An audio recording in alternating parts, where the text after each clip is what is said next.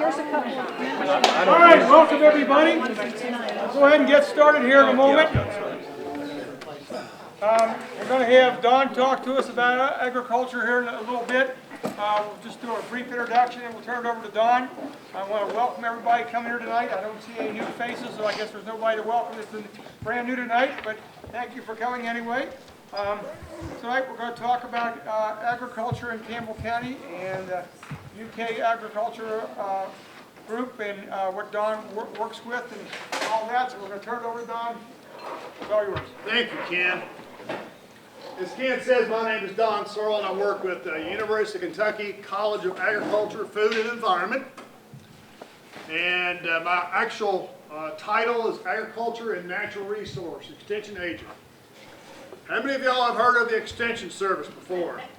All right, thank God I'm in a group that's at least heard of me.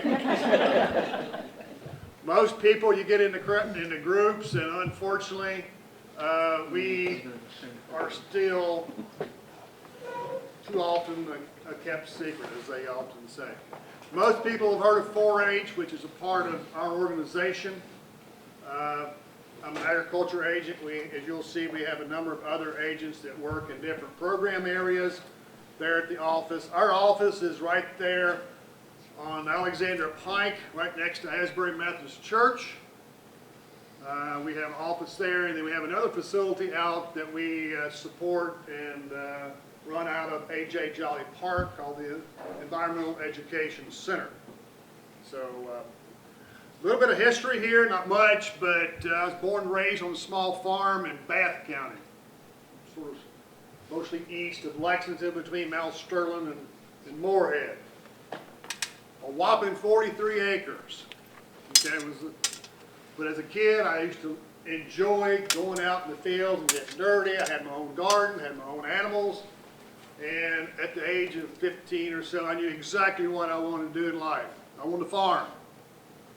So I was the first in my family to go to school. Went to Eastern Kentucky University, small ag college there. Graduated in 1976, came back home to go to work in Northern Kentucky. How many folks have heard of R.C. Durr? A few of you? Fine man, businessman in Boone and primarily Kenton County, maybe a little bit in Campbell. But I was fortunate enough to start work for him. At the time, he had about 8 or 10 farms, and I thought I'd died and gone to heaven. Okay? That was the year we were talking about this to Ken a while ago. It was the first year of the blizzard, the real bad snows. And so as a 22-year-old kid coming out of college, I was introduced to the cruelty of weather and living in the outdoors trying to go to work, which got through a couple years and spent the next total of 13 years there with Mr. Durr, and decided one day I wanted to do something else with my life in agriculture field. So I applied for my first job and was fortunate enough to come here in this county in January the 4th, 1990. So I've been here since 1990. All right, with that said, Ken asked me to talk about agriculture. If I can find my slide projector, which is behind me, we'll get going. If you have any questions this evening, feel free to stop me. I'll do a little history here and then basically tell you a little bit about what we're doing in the Extension Service and agriculture in general. First of all, I work with the University of Kentucky. They pay me, okay? You all pay a district tax, so you help support the Extension Office. We have been in existence for the past 100 years. Okay, just celebrated 100 years a year or so ago. Very quickly, we have two ladies that work in what was called Family Consumer Sciences. You may have known this as homemakers way back when. They got a new name now. We do have 3 4-H agents. On your left is Owen Prim. Owen is born and raised in this county, went to Carroll County with a lot of his 4-H extension years, came back to Campbell, I guess 15 years ago, and I think he said he has 37 years in extension. So he's been here a while. Sherry Farley on the right, and Mariah Conrad. Those are the 3 4-H agents. And their primary work is to work with youth. If you look at extension and what's changed over the past 7,500 years, probably 4-H has probably changed the least, okay? As far as their work with youth, we do have the only, well, not the only, we did have the first environmental extension agent. This young man, DJ Scully, manages the environmental center out at A.J. Jolly Park. And he's in charge with the young lady that's out there doing education programs. David Kester basically is our horticulture agent, just retired a few days ago. He started his career in Kenton County and came to Campbell in '93 and has been there ever since. All right? And of course, you know me now, been there since 1990. This thing's on a timer, and I didn't realize that. All right, let's see how it works. Okay. Anybody's technology, you can play with it while I'm still going. All right. A little history lesson here. John Worthington started here as your first extension agent in 1916. You can see he worked 40 years. You begin to see some of these names. You might know Harold Link there for 5 years. Sam Porter. Anybody remember Sam Porter? A few of you senior citizens. All right. Bob Crouch. Anybody remember Bob? A lot of you remember Bob? Anybody had him as a 4-H or 4-H agent? All right.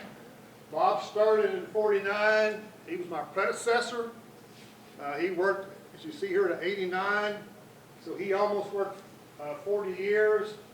He got sick, and in a matter of about 6 months, passed away of cancer, I believe it was. I came in right after him. My first day and for the next couple of years was there in the old courthouse in Alexandria. And as I say, David Kester came in 1993. So there's a lot of other agents in there that were basically assistants and maybe a second agriculture agent. I didn't list them. They only worked sometimes maybe a year or less, so I didn't. But that's the majority of the ones that stuck around a little bit longer than 1 or 2 years. I've got a publication, and I'll pass it around. One of the things, y'all deal with history, and the first official documentation from the Extension Service in Campbell County is in my hands, okay? 1917 report back to the University of Kentucky, all right? And in there, it will talk about extension being involved in production agriculture here. So the corn crop yielded 35 bushel per acre with extension recommendations. This would be 1916 or so. And if you didn't, you got a whopping 20 bushel to the acre, okay? Anybody raised corn or has raised field corn in here in the past, okay? It's really low numbers, you know, figuring back in those early 1900s. Today, if you're not at least getting 150 bushel to the acres, you better stay home, okay?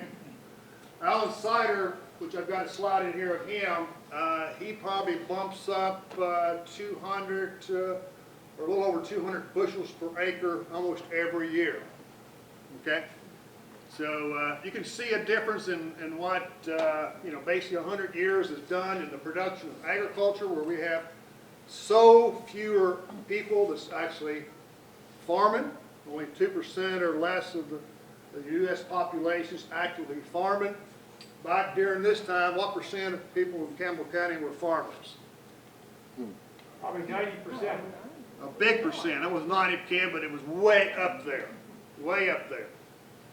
So it's interesting to see how far agriculture has come, and that's in some cases due to just technology and the increased varieties, and fertilizer came into play, and all that's made a big difference. That was my question. Was it majority fertilizer, or was it, you know, a process of gene of the It's a corn? combination. It was, you know, I think the biggest change was probably fertilize and increased use of nitrogen. They got away from just singly having animal manures as a nitrogen and a nutrient source back to, you know, basic fertilizer. Is probably the biggest one. You throw in genetics and increased hybrids and all of that, and of course, later on came the ability for no-till and increased population, all that. It all contributed to that major increase. And there's been some people, you look at that, you know, 250, that is a lot of corn, and the state Kentucky records a little over 300 bushels per acre. The Swinky boys over in Boone County, Bob and Russell Swinky, and they usually have some fields that will almost be 300 bushels per acre, non-irrigated. It's pretty incredible. Of course, in 1916, you were dealing with horses probably then yet. Exactly, yeah. Mechanization came in right before, right after World War II. Right, exactly, yeah. Mechanization, you know, the increase in tractors and tillage equipment and all of that come into play. Little history here. I'll use a few slides and a few photographs here to sort of give you an idea of what I'm looking at, and I'll maybe pass a few things around, let you look at those. In the early 1900s, all the way through probably 1950s or 60s, dairies were big. Small dairies, though, compared to today. How many dairies are in Campbell County today? None. None. When I came in 1990, there was probably 8 or 9, if I remember correctly. And Ralph and Luke Cruz Camp there on Persimmon Grove went out this past summer. They were scheduled to go out in the fall of this year, and their cooling system went down, so they were milking one day and the next day they weren't. That's basically the way it went. Dairies were big, small dairies, 20, 25 head of animals. Why was that? Why were there dairies? It was all shipped locally. What's that? It was shipped locally. It was all shipped locally, yes, right? Why do we have dairy farms? Who were the people?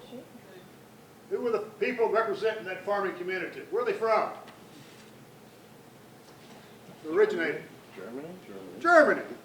So when the Germans settled in, they obviously brought with them a lot of their technologies, and you see the stone houses and how the barns are elevated higher for their hay and stuff storage, and the animals are underneath. And you see a lot of those remnants around.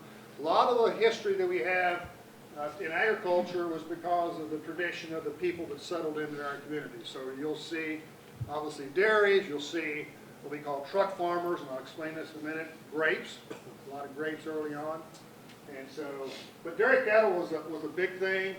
These are probably pictures, probably in 1920s, 30s. Okay.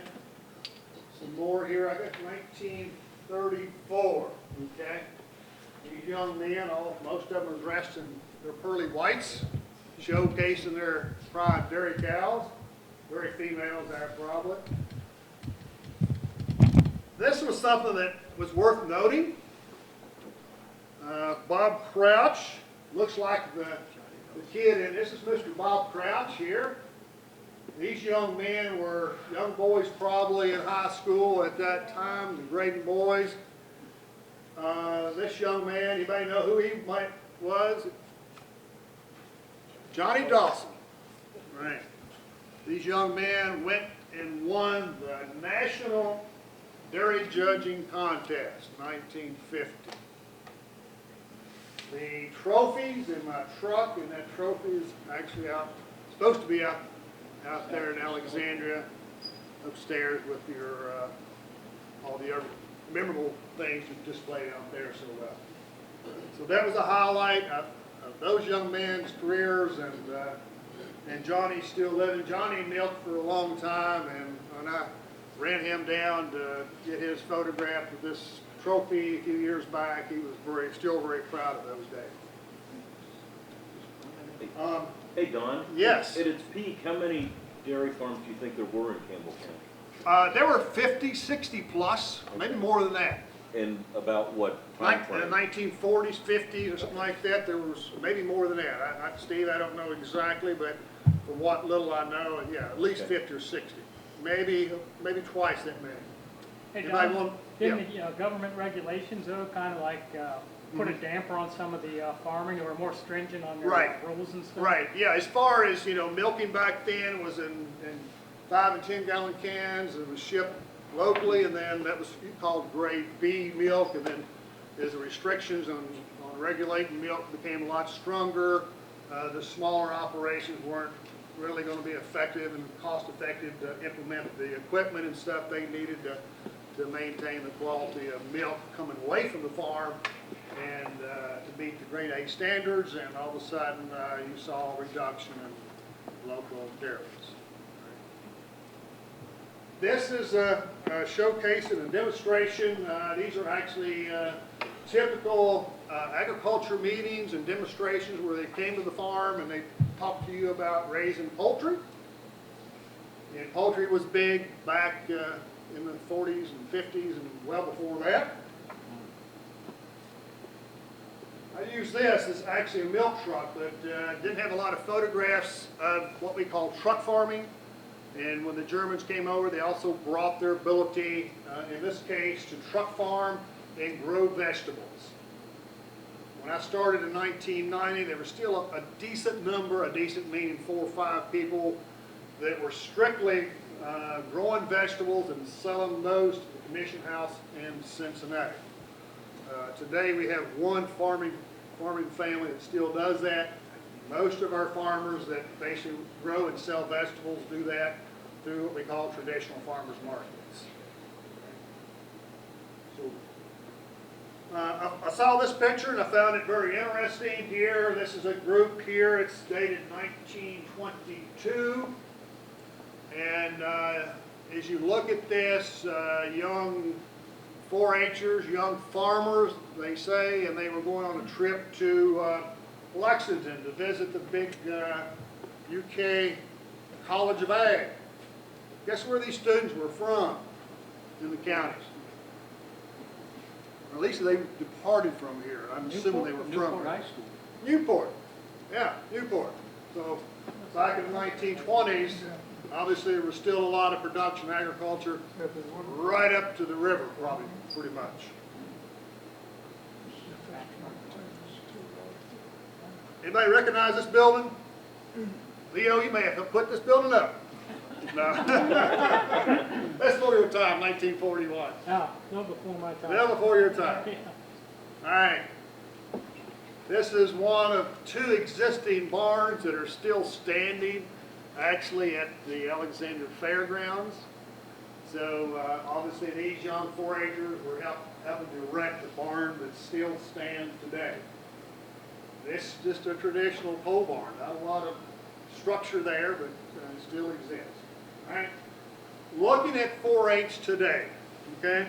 I said earlier it hasn't changed a lot as far as your traditional 4-H agriculture type programs. Today, Owen Cram is the agent in charge of 4-H livestock. He has basically about 50 youth that are active in strictly agriculture type programs. We're talking about beef and hogs. Swine's a big one now, even though we don't have a lot of hogs in this community. We have still got kids raising a few sheep.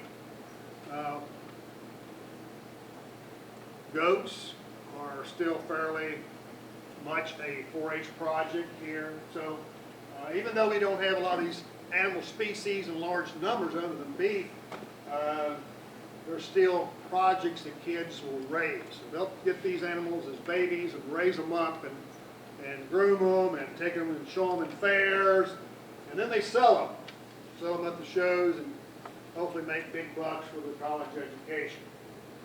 Horses, there's more horses in this county than you realize. You know, if you get out and drive up and down these back roads, you'll see a good number of horses, a good number of horse stables in some cases. But Owen has 2 horse clubs here, about 60 or 70 kids involved in that. They have a lot of shows, a lot of activities, both local, state, and district. Things they do either with youth or in the schools and actually help promote agriculture. We've got a program called Grow It, Eat It, Wear It. I'll talk to you about that later. Believe it or not, a lot of schools are incubating chickens. We have these small incubators. They take them into the schools and they incubate chicks, and then they're fascinated by it. We get in and talk to kids and help actually have some gardens. Some of these gardens are at their own school or at home. In the urban sector, they have windowsill gardens, and a lot of what we call non-traditional programs in the school system, such as electric projects, woodworking type projects, photography is big. One of the biggest ones is just public speaking. They have probably speaking classes in almost every elementary school in Campbell County. This is a program that I actually started 21 or 22 years ago. I was actually doing a program at Woodfield Elementary School, and this third grade kid, I asked him questions about where does your food come from? And I've gotten used after a couple of classes, my food comes from the grocery store. My food comes from, this is when the old IG store was open there. My food comes from IGA, okay? Well, I was okay with that. But one of the things that they said was, one girl said, my food comes from the microwave. That's when the microwave was coming on. All right? So this bothered me quite a bit. I lost some sleep over it. So I started this program, and as a result, we still have this program. It's bringing agriculture activities to the fairgrounds. As you see here, we have a beef and dairy animal, and we have 700 or 800 kids that come through that program in the course of 1 week, and we showcase and teach them the importance of agriculture to them, other than just three meals a day. Okay, we talk to them about everything from bees to horses to fruits and vegetables to sheep and wool, all of that. Right? My agriculture programs are based mostly in the county. I do some multi-county programs, a few state programs I'm asked to do.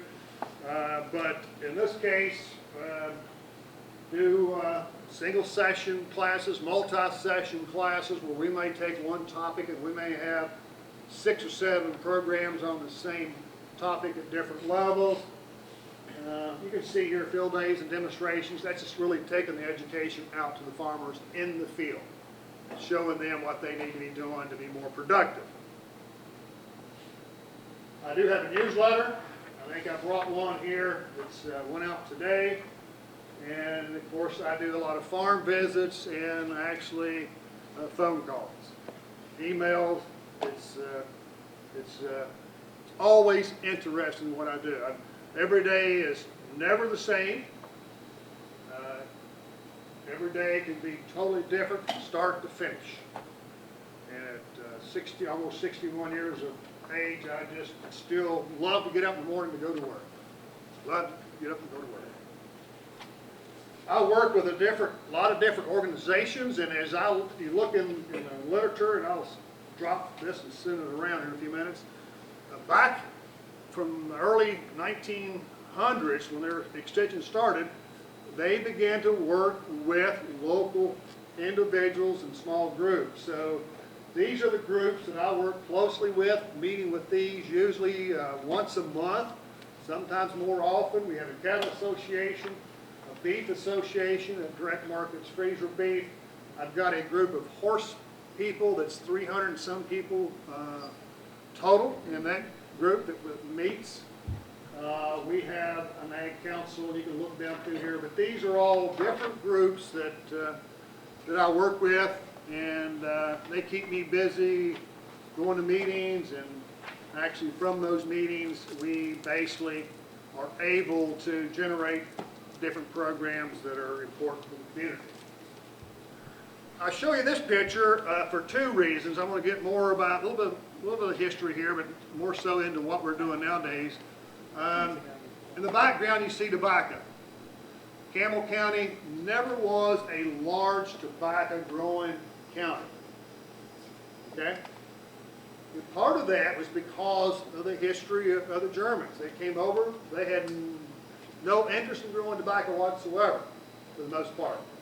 So when I came here in 1990, we probably had 200 to 300 acres is all we had in the county.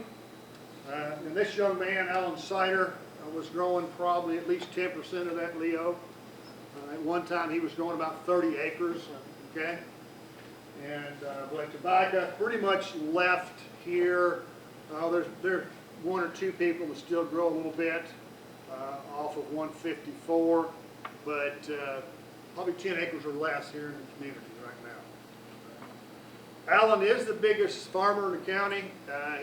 He raises about 600 acres of corn, soybeans. He owns over 1,000 acres.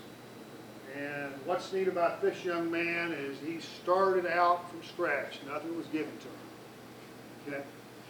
Nothing was given to him. So he's farm smart. You can make it farming, but you've got to be very, very smart about what you're doing.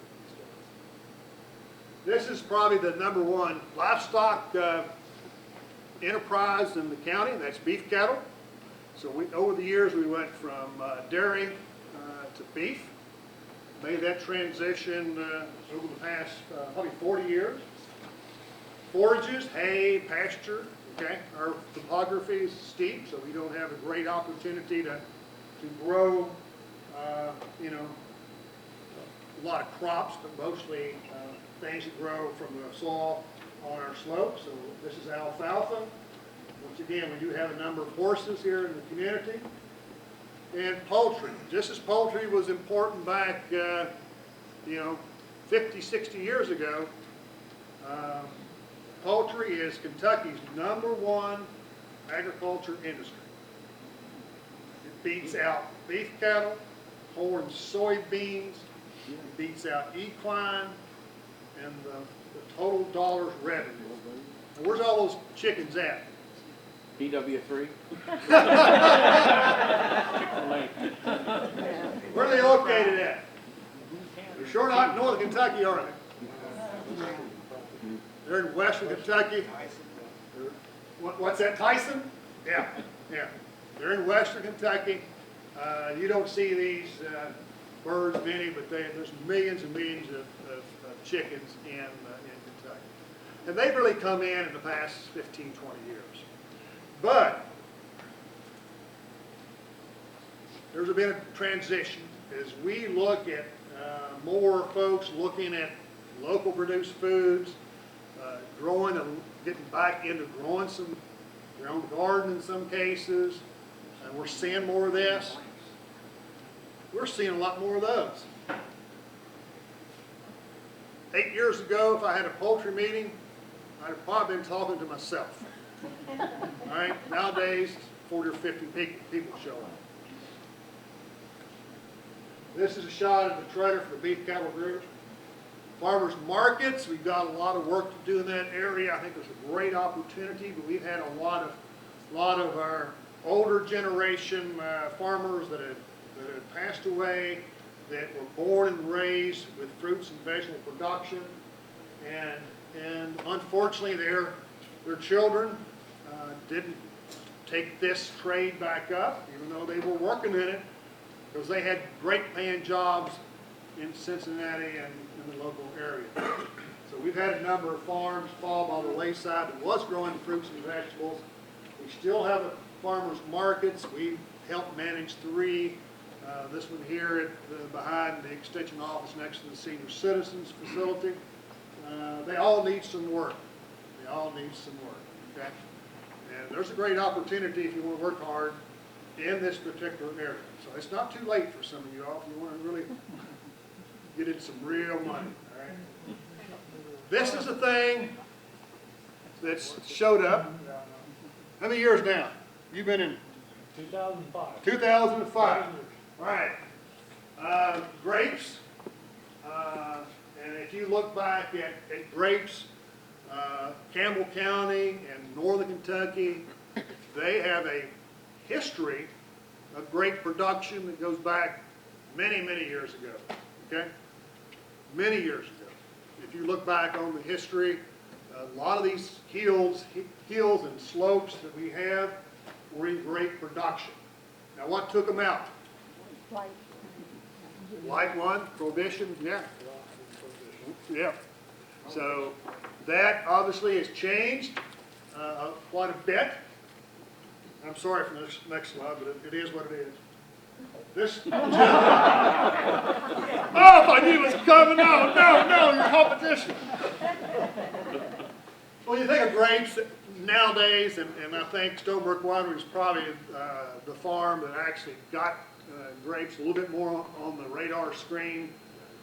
And he started it, yeah, Dennis Walter, and nowadays, oh, here we go. Here we are.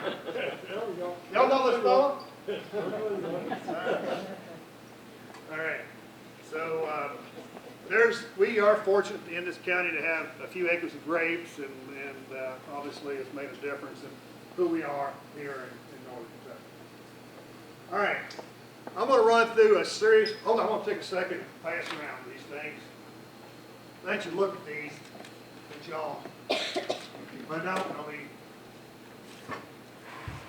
smooth these around. Okay.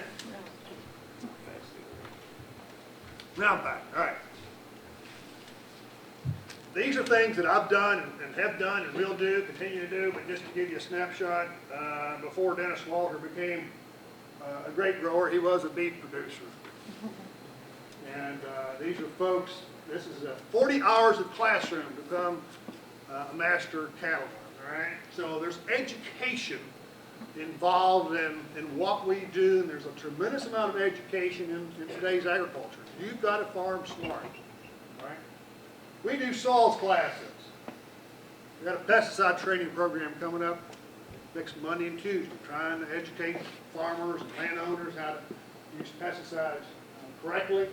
We've collected over farm chemicals over the years, used the Department of Agriculture to help rinse and return program. Because we have a lot of pastures, we talk about managing pastures and for erosion control and production. This is a sample of a field day where we have planted this field, and our education is bringing farmers back out and to showcase what you can do, you know. For example, what we do. 3 or 4 years ago, we identified beef cattle reproduction as a major focus area, so I'm just now finishing up that particular series of programs. And we started that 3 or 4 years ago. So here's one here on bulls. You can't talk about reproduction, we're talking about bulls. This is an example where we were out to Ron McCormick's farm, Ron and Anita's, and done a demonstration out there. And we were talking about pregnancy testing, ultrasounding, things that you hear of, you know, with humans. We do the same thing with animals. Okay? In fact, this weekend I've got a farm I'm going to, and we're blood testing for pregnancy. We pull a blood test, send it off to the lab, it goes FedEx Express, and 24 hours later, I know exactly which cows are pregnant, which cows are not. Pastures, a lot of horses, quite a bit with stewardship of the land. We'll do different programs that involve basically protecting the natural resources, handling cattle. We work with farmers on taxing workshops, you know, right to farm, looking at rules and regulations, and just farming smart. We do some locally produced food programs, looking at consumers and customers. Ag tour. We do provide different types of tours where we go out. Sometimes we'll tour in Kentucky, sometimes we'll tour outside of the county into other states. And this was a group in 2014 that went on a tour. We have a program called Farm to Fork, and it's designed to reach our local legislators, our business people. And this is a shot, a year and a half or so ago at the Alexandria Fairgrounds there. And we fed probably 125 150 people locally produce food, all grown right here in the county. And we have the Commissioner of Agriculture who came and spoke for that group. This was the same type of setup at Lazy K Ranch, not too far from you, Ken. And a beautiful setting up there. As you can see, the food, all of that was locally grown and produced. So we're trying to educate the people, the business people, our fiscal court folks, and we've made some major headways with actually getting those people aware of the importance, and even though it's small, the importance of agriculture is still here in this county. Backroads Farm Tour, we started that 5 or 6 years ago. And what's been neat about this program, it's caught on, right? And it was designed to give folks an opportunity to come out and, hold on, I hit the button too quick, I'm preliminary here. But this is designed to actually allow anybody and everybody to come out and visit the farm. So we'll have 15 to 17 different farm locations on the map, and people can come out. Anybody who's been on this tour, okay? And so it's usually, I think, the third, don't quote this on me, but third Saturday in July. July 16th. July 16th. You've got your paperwork already. All right. Now, this was an individual. Y'all know him? No. Who said no? Ken has been a tremendous part of this, as you all well know. He's rooted in agriculture, and he's got his agriculture museum and his displays out there, and we're very fortunate to have somebody that's maintaining and protecting the history in this manner. And this is a picture of him and some of his family members. I understand he's got 7 grandkids now, so this is top of there. Another shot of him here in one of his cabins. Everybody been out to his place? I hope so. This was taken, Ken, Arnold Beazle. You got the late Arnold Beazle.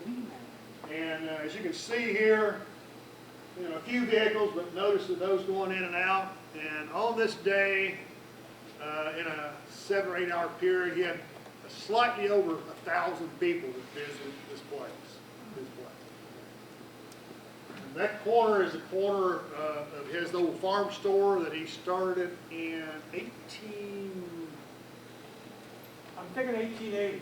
1880. I was going to say 90, but 1889. Yeah, it was in existence about 100 years. It was in existence 100 years. Yeah, you walk in there, and it looks like it did, pretty much like it did back right before he shut her down. So dry goods, and it's pretty neat situation. Alan Arman, and this is just a few snapshots of different things that people do on these farm tours. Okay. One of the neatest things, though, is for kids who may have never seen up close animals, having the opportunity to touch and see these. All right, little boy, the chicken there. All right.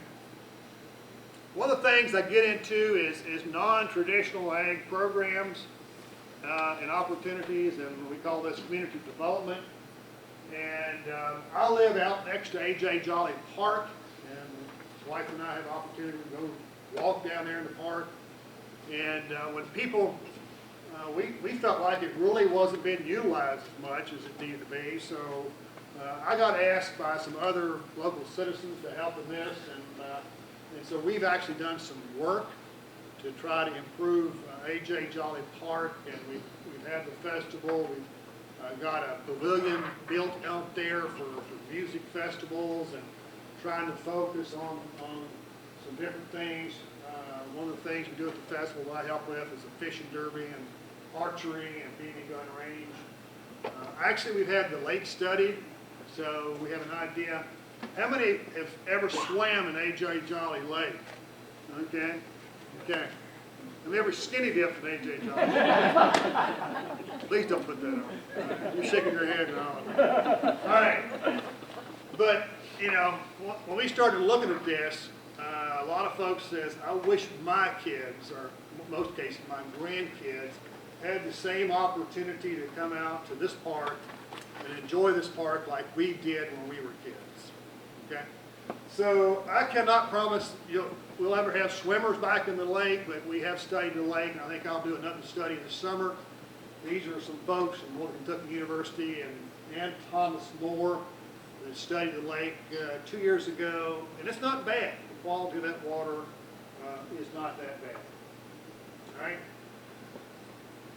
I got asked to help control the geese.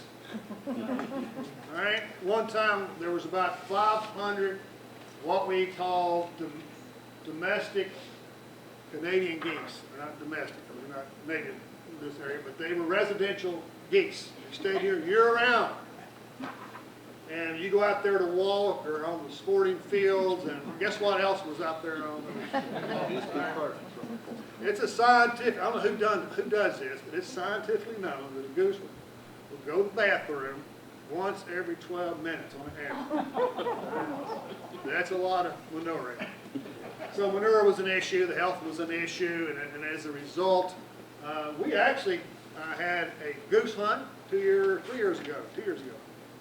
And we only shot 25 or 30 geese. We harvested that many with the hunters.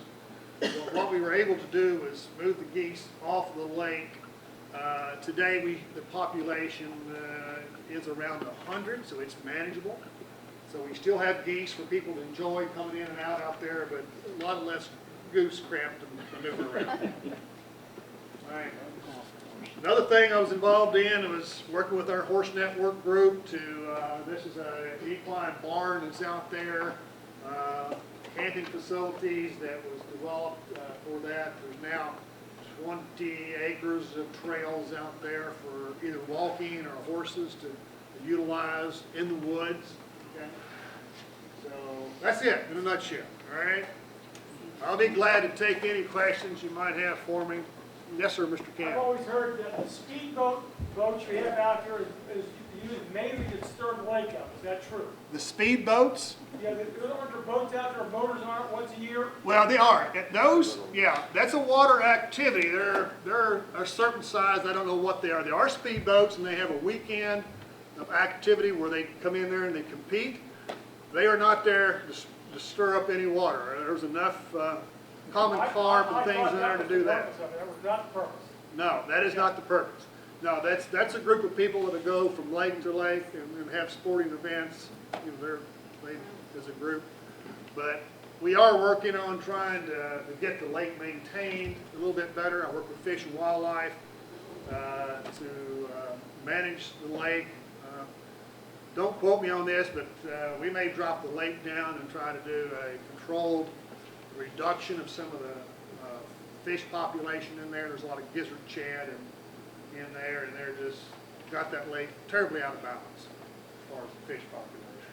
Still good. There's great bass out there, and if you're a fisherman, they're hard to catch because there's not a lot of cover. We've tried to address that. And there's also huge catfish out there. We're talking about 35 to 50 pound catfish. Yeah, there was one that was just, yeah. What's that? One in the newspaper just the other day. Oh, right. Yeah. Right. It was Yeah. on Facebook. Yeah, Okay. Facebook, I yeah. saw it. Yeah. Buck Seibert took the picture. Right. Yeah. or There's some. posted So it. there's some huge ones out there. Yeah. I'll tell a story myself. I was actually out there one day. They had this shock boat where they go out and the Fish and Wildlife does. So I went out there with them, and they were shocking up some good sized fish. I was a little surprised. So this 6-7 pound bass came up, and I said, net him. So they netted him, and I stood here holding this fish. Of course, I showed it to my buddies. I said, look what I caught. So I eventually told them the story. So anyway, had a good time with that. Yes, other questions? When I was a kid, I remember seeing, there was a newspaper article in that about the possibility of making cucumbers Cucumbers, a Cash crop, yeah. a cash crop, all right? Over the years, In Kentucky, we've seen different vegetable crops that are coming into play. A few years ago, there was a lot of peppers that were grown, cucumbers.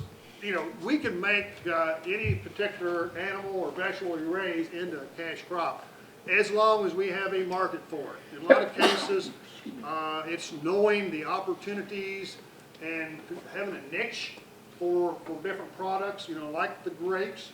If there was 150 people growing grapes in Campbell County, do you think there'd be a niche for it? No.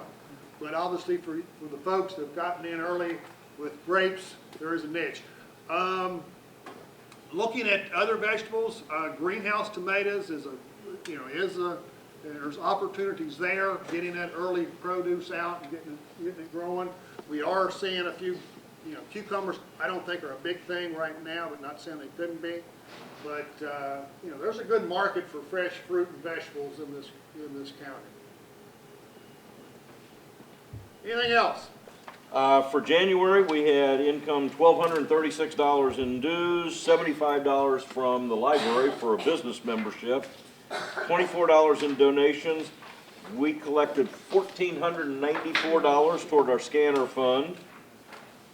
We sold $8 worth of publications, $15 for a t-shirt, and $1 in copies. And the biggie was our 54 cents in interest that we had, for a total income of $2,853.54. We spent $5.60 on some office cleaning supplies and $61.42 to mail the newsletter out, which left us a balance, including all the scanner money, of $15,084.98. Wilder City Building. Again, welcome visitors and new members. Thank the City of Wilder for the use of their building. Introduced Bill Stoltz, who gave a presentation about Bellevue history and preservation efforts there. Steve gave the treasurer's report. We had a balance last meeting of $12,298.46. We had paid membership of $137. Jan reported that the newsletter went out the first week of January, and the May edition will go out at the end of April. Anyone wishing to submit articles were asked to do so by April 1st. Veterans files, as of the last meeting, we had 13,275 records on file, 18 veterans of valor oral histories. Microfilm reader, as of last meeting, we had a balance of about $2,000 in the purchase fund. And let's see, at the last meeting, members were encouraged to sign up for Kroger Rewards, and we had 3 people at the last meeting, I believe, that signed up for that. And History Day event is scheduled for March 19th, and the keynote speaker will be Don Tolton. He'll give a talk on the suspension bridge. And that was it. Thank you. Thank you very much. Jan, how many paid members do we have at the moment? Oh, gosh, I knew you were gonna ask me that. 175, 80, somewhere in that area right now. If you haven't paid your dues, please do so. I'm showing like 203. 200, okay, we're over 200. There At least that's what I've gotten money for.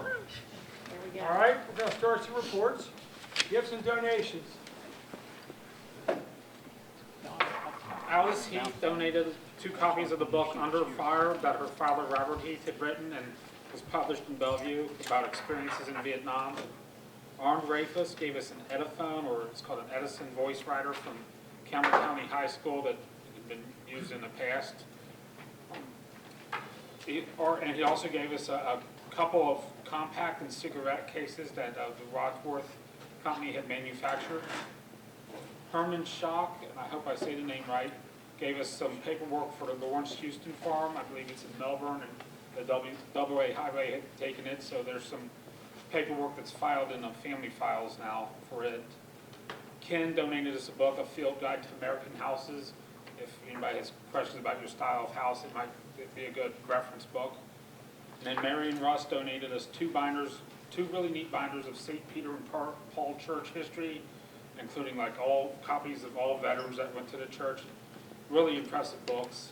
Also gave us a box of different advertising political memorabilia from the last few years. Okay, thank you.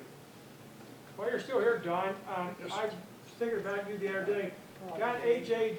Jolly Elementary School down there, there's a building next door, and that was used for canning operations during World War II, I understand. Is that correct? You know more about that, do, sir. Supposedly, is that, That is an accurate assessment, and after that cannery shut down, the Eastern Campbell Fire Department used that building for Yeah, the first 2 or 3 years in their existence. yeah.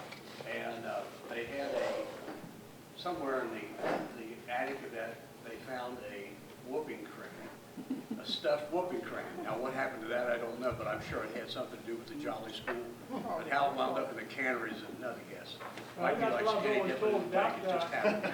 Agriculture Service came out there and was showing people how to can food, and they used that building to do it in. No kidding.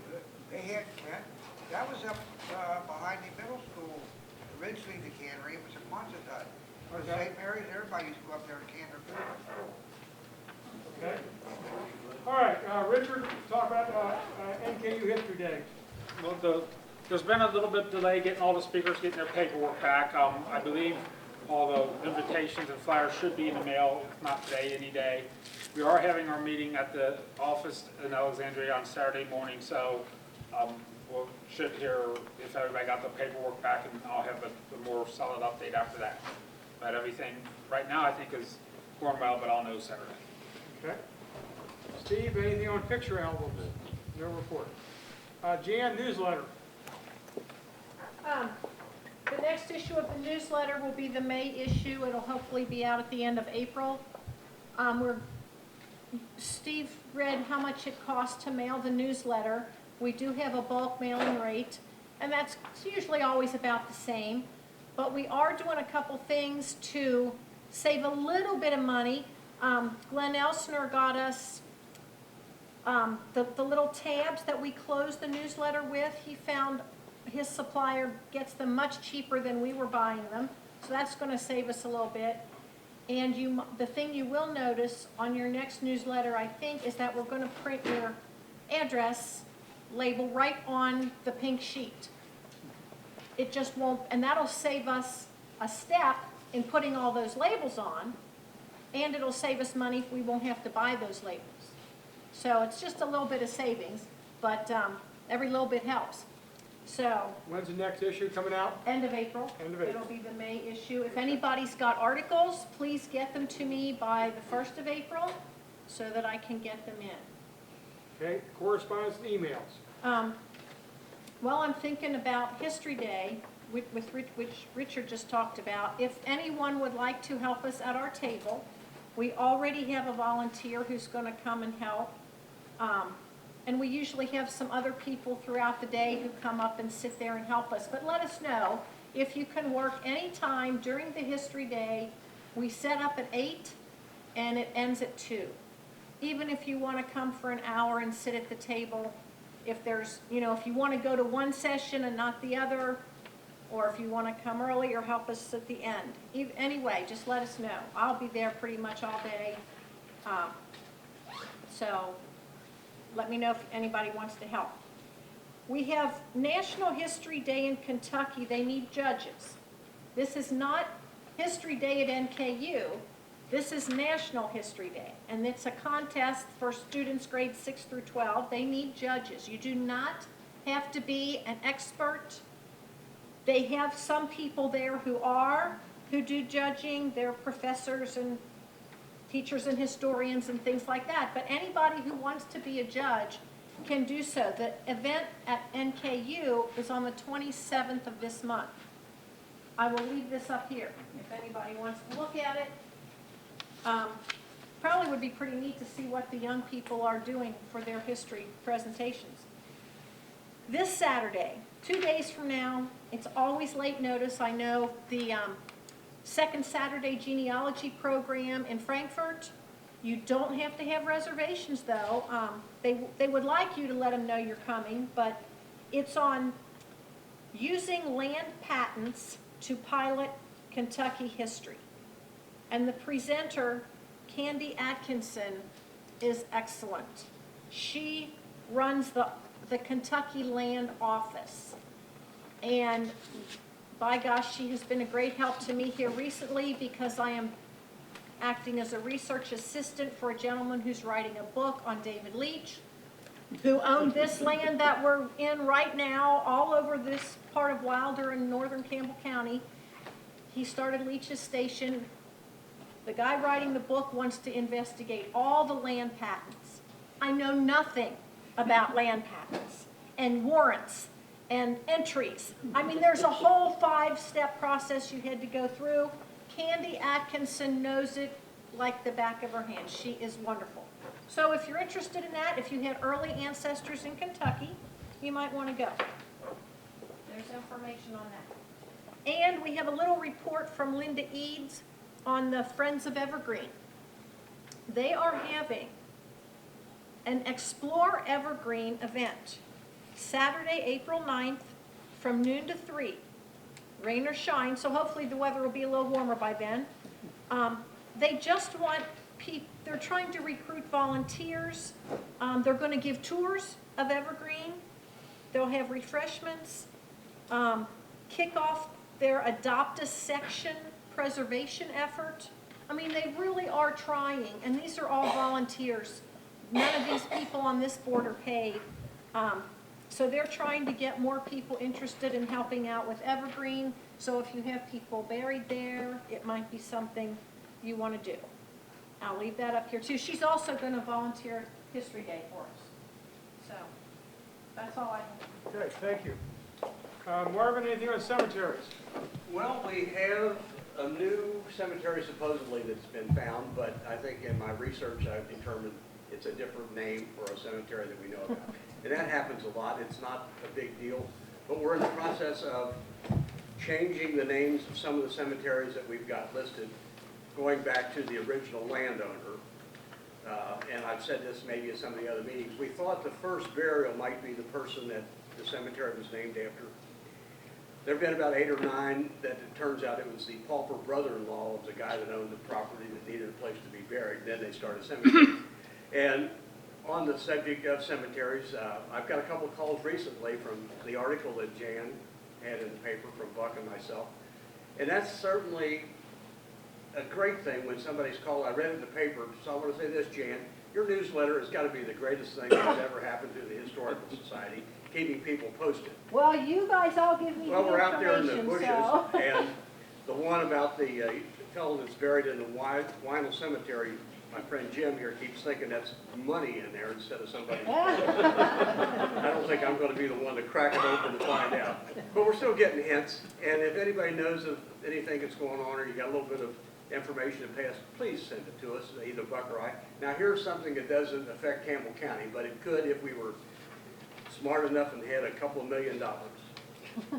There is a group of people in Colorado that have trained cadaver dogs. Now, we hear about cadaver dogs going into buildings that fall down and explosions and tornadoes and things like that, and they find people that might have died a day, 2, 3 days before the dog gets there. But these dogs are trained to find 100-year-old graves, but there's a catch. They have to know where the cemetery is. They just don't go out there in the desert. They can't pass messages. So in reality, there's a ghost town that happened as a result of the gold rush. After the gold vein dried up, the town became a ghost town. And there's like maybe a couple 100 buildings left, but there's a big cemetery. But most of the graves were unmarked, other than the fact that there's possibly a grave here, but they don't know who it is or whatever. Well, these dogs are finding a lot more graves than what they suspected. So it's just for your information. When the trivia question comes up, you'll say, yes, cadaver dogs can be trained to find a body 100 years. That's about it. All right, thank you, Marvin. Veterans records. We don't have a veterans record report tonight, but we are actively working at the office now to rearrange a couple rooms, one of which is going to be the veterans room. It's going to be almost double in size. In fact, we're going to work on it a week from Saturday. I'm not sure that's going to happen yet. The work is not being done completely on the walls yet, so we'll have to wait and see how far they get on that, if we can work up there that day or not. But we're definitely going to increase the size of the veterans room, almost double. We're going to take veterans information we have scattered across 3 or 4 different rooms and organize it into one space.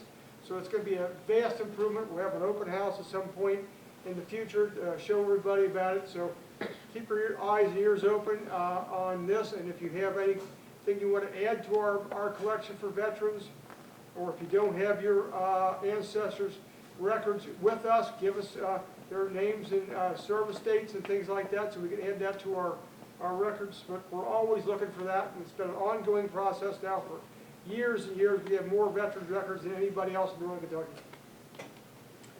Okay, the Evergreen Cemetery report we already have. Microfilm reader, we're up to 2290. 20.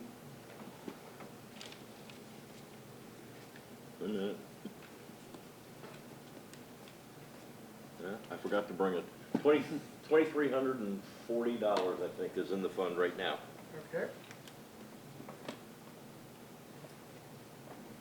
Okay, our next office reorganization, I just said, was on February 20th. That's a tentative date because of the fact that we're not sure if they're going to be far enough along with the walls up for us to do that.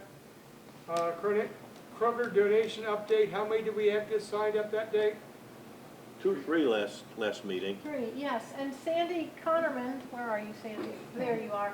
She went to Kroger's like very shortly after she signed up, and it did not appear on the bottom of her receipt. So she called me, and she said she talked to people at Kroger's, and they tried, and it really was there. It just takes a couple weeks to show up on your receipt for your name to get into the system, I guess.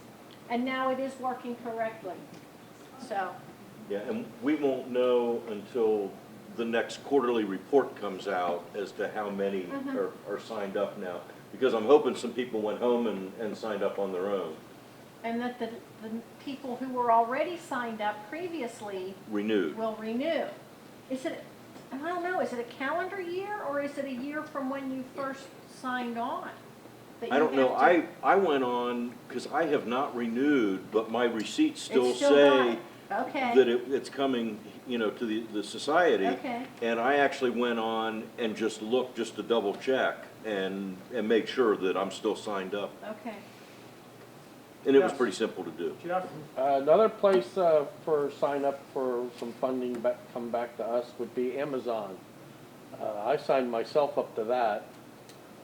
Friends of Amazon is when you, if you do a lot of online shopping, you can go through that, register to the Campbell County Historical Society, and then some of your funds that you buy, they send a percentage to us. Yeah, what has to happen there, I think, is we register with Amazon. It was already on the list.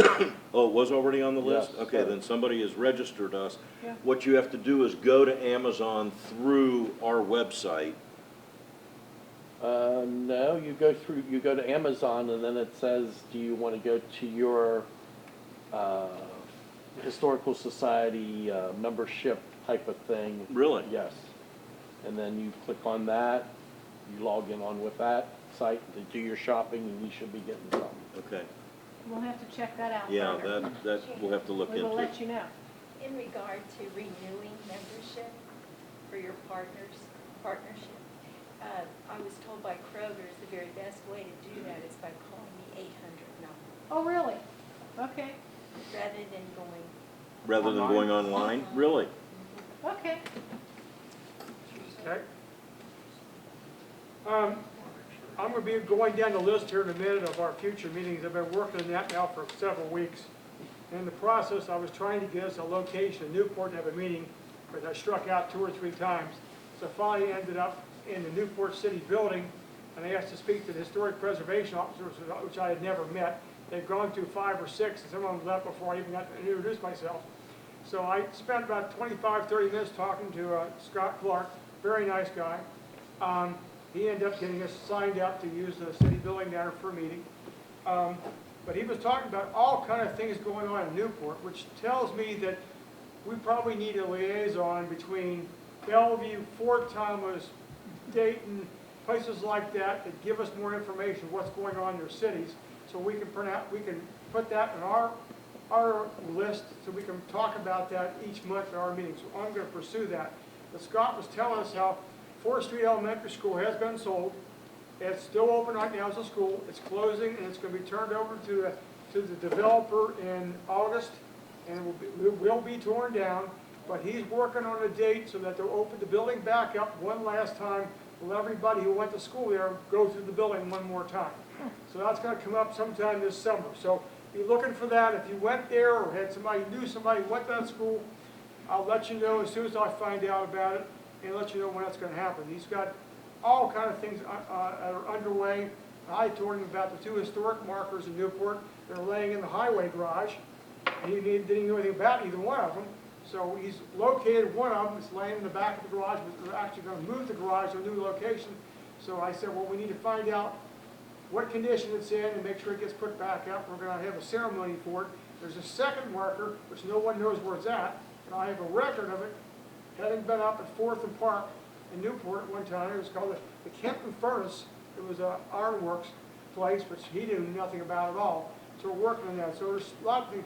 We're going to cooperate with Steve a lot more. I didn't realize we could be that used to him and him to us. So I'm going to get back with him and talk to him a lot more about future projects. Mike Brunn, who is a county maintenance officer, is working on our office and trying to work on the walls. For those who don't know, we've been scraping on the main office wall, only to find out we're going through 5, 6, and 7 layers of paint, and the bottom layer is what the problem is. The bottom layer is some kind of chalky paint that no matter what you put on top of it, it all comes back off again. I mean, I painted it 3 times myself personally, and all the paint I put back on comes right back off. So now they're plastering over it. And we're going to start over again, and he's going to repaint it. And then that's how hopefully it'll solve the problem, at least in the short term. I don't know if it'll solve the problem permanently. So we are working on that. Okay, as far as future meetings, next month we'll be here on the 10th. We're going to talk about St. Joseph Orphanage. You know, anybody at all that was in St. Joseph Orphanage or had a connection to it, invite them to that meeting. I know my wife's aunt was at St. Joseph Orphanage for a while. Somebody right here was. So if you know if anybody at all was, invite them. So we want to get as many people here that night as possible. We want to hear both sides of the story. Dave Schroeder's going to talk about it from the perspective of the Diocese of Covington. But that's kind of a sanitized version of the Diocese. We want to hear the real side. Yeah. There's always 2 sides to every story. So we want to hear both sides. The boiled We won't have anybody throw anything at anybody, but we want to. Okay, then on March the 10th is History Day at North Carolina University. It's usually have about 300 people there. On April 14th, we're going to have a talk here on Marx's playground, which I found out later. It's called Riverview, and it's got several other names. So if you had any connection with that, I mean, people from Newport went out to it. Is that right? It's called Ross in Newport. Yeah. Okay. Yeah, it's So, called I mean, Ross. 3 or 4 different names over the year, but the paperwork I found is called Riverview. I mean, I showed it to Steve. It's an advertisement in a booklet put out in 1965, and it's referred to as Riverview. So they have Were lots there of names. 2 different places, possibly? Yep, it's the same place. All one. Same place. They had a picture of it. It is the same swimming pool. The swimming pool is well known because it was fed by a well, and the water was so cold you jumped in it, you felt like you jumped in an ice cube tray. It was so cold. So that's what everybody remembers the most about it. On May the 12th, we're going to have a meeting at Newport Public Library on Italians in Newport. That should be an interesting meeting. On the 9th of June, we're going to Frederick's Landing. That's where we'll give out our Volunteer of the Year Award and have our picnic. July, we're still up in the air. We're trying to get ourselves into Southgate African American School in Newport on Southgate Street. We've had connections. We've talked to some people. We haven't got this hammered down. I visited the site. We've got a professor in Northern who's going to talk about it. Well, we prefer the owners of the building, which is the Masonic Lodge, and the African American Masonic Lodge, to let us in there so we can have a meeting there. We might even meet on the lawn outside of it with lawn chairs. We want to try to get in there. I've had this on my agenda for 20 years, and I couldn't get us in there. So this is our first opportunity we might get in there finally. It's right directly behind the Hopbrow house. If you want to know where it is, it's the only house left on that street. There's nothing else. It's all been torn down. There's only one left. On the 16th, the Backroads Farm Tour. So I'll be on that this year, and you're welcome to come to it. August 11th, we're visiting North Kentucky University to the Gosney Log Cabin. So we're going to do a tour of that building that day and hear a history of it. Dr. Brian Hackett. On September the 8th, Mark Schlachter, who was the last on-air speaker for WNOP, Radio Free Newport, is going to give a talk. And they will talk about why it was ended up in the river and to beat tax laws in whatever state and whatever. It's a whole big story. So he's going to talk to us.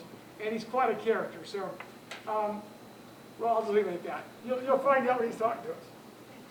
Okay, on 13th of October, we're meeting at the Newport City Building.